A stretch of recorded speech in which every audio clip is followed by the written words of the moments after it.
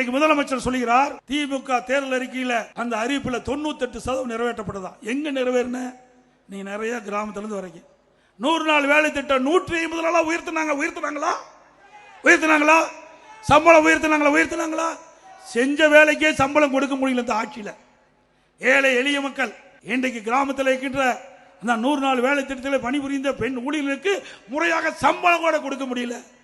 இன்றைக்கு மத்திய அரசு கிட்ட நாங்கள் வாதாடி போராடி ஆளுங்கட்சியாக இருந்தாலும் எதிர்கட்சியாக இருந்தாலும் மக்கள் பிரச்சனை வருகின்ற பொழுது மக்களுக்காக குரல் கொடுக்கின்ற ஒரே கட்சி அதிமுக கட்சி.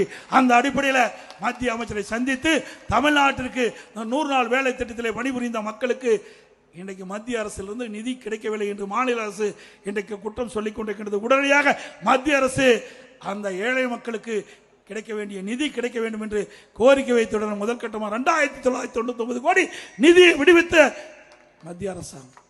இது அதிமுக.